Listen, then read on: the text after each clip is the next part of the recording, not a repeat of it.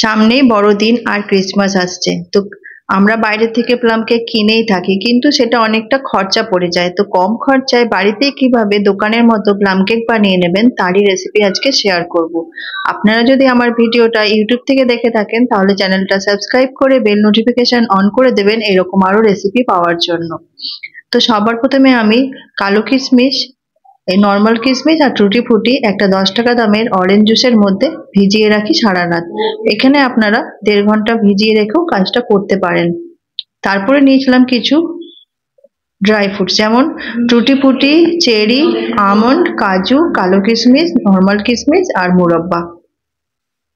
তারপরে রুম টেম্পারেচারে রাখা গরুর দুধ নিই হাফ কাপ, তার মধ্যে 1 কাপ পাউডার সুগার অ্যাড করি, হাফ কাপ সাদা তেল দিয়ে সমস্ত কিছুকে ভালো করে মিশিয়ে নিই। মিশিয়ে নেওয়ার পরে তার মধ্যে 1 চামচ ভ্যানিলা এসেন্স মিশিয়ে সেটাকেও মিশিয়ে নিই ভালো করে। তারপরে যে শুকনো উপকরণগুলো থাকে সেগুলো একে একে অ্যাড করে দিই। যেমন সবার প্রথমে 2 কাপ ময়দা চেলে নিই, তার মধ্যে হাফ কাপ গুঁড়ো দুধ দিই। তারপরে এর মধ্যে অ্যাড করি 1 চামচ দারচিনি পাউডার আর খুব অল্প পরিমাণে লবণ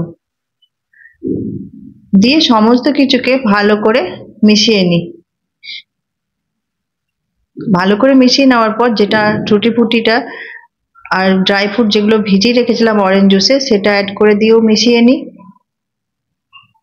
তারপরে যে শুকনো ড্রাই ফ্রুটগুলো ছিল সেগুলোকেও দিয়ে আবারও ভালো করে মিশিয়ে নিই।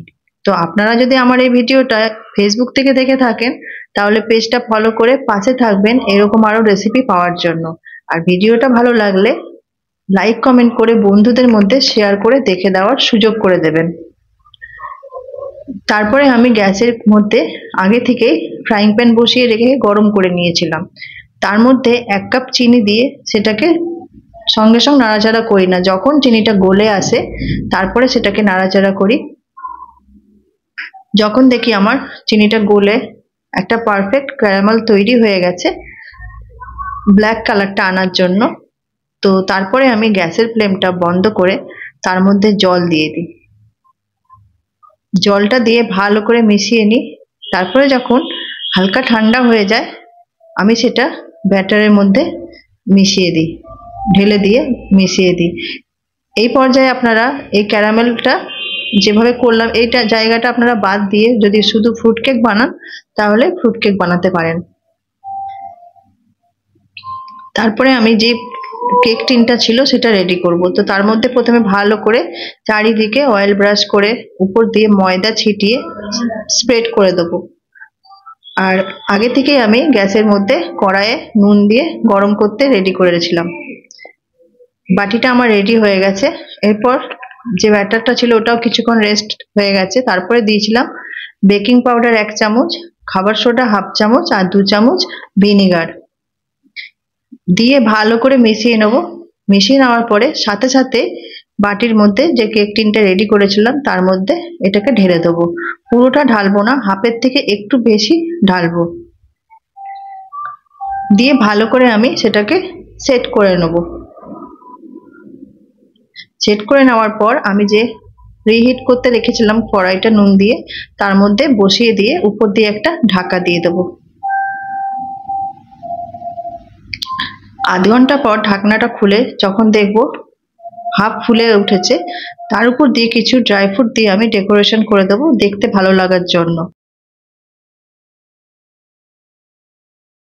তার উপর দিয়ে হালকা অয়েল ব্রাশ করে দেবো। অয়েল ব্রাশ করে দেওয়ার পরে আমি আবারও ঢেকে রাখবো। তো এখানে আমার কেকটা তৈরি করতে গ্যাসে 50 মিনিট সময় লেগেছিল মিডিয়াম ফ্লেমে। তারপরে আবারও ঢাকনা খুলে চেক করে নেব যে কেকটা আমার পুরোপুরি বেক হয়েছে কিনা। চাকুটা দিয়ে ঢুকিয়ে দেখলাম যে একদম পারফেক্ট বেক হয়ে গেছে। তো গ্যাসের ফ্লেমটা বন্ধ করে আমি আধ ঘন্টা এভাবেই রেখে দেবো। আধ ঘন্টা পর কেকটা ডিমোল্ড করার জন্য চাকু দিয়ে সাইডটা ভালো করে ছাড়িয়ে নেব। তারপরে একটা প্লেটের সাহায্যে উল্টে নেব। খুব সুন্দরভাবে বেরিয়ে এসছে, কোথাও একটুও পুড়ে যায়নি, খুব সুন্দর বেক হয়েছে। তো দেখলেন কিভাবে সহজেই বাড়িতে প্লাম কেক বানিয়ে নেওয়া যায়। তো অবশ্যই বাড়িতে বানাবেন, কেমন হয়েছে কমেন্ট করে জানাবেন। দেখুন কতটা স্পঞ্জি হয়েছে। ভিডিওটা আমার প্রথম থেকে শেষ অবধি দেখার জন্য আপনাদেরকে অসংখ্য ধন্যবাদ। ভালো থাকবেন, সুস্থ থাকবেন, দেখা হচ্ছে পরের রেসিপিতে। আজকের মতো এখানেই আসছি, নমস্কার।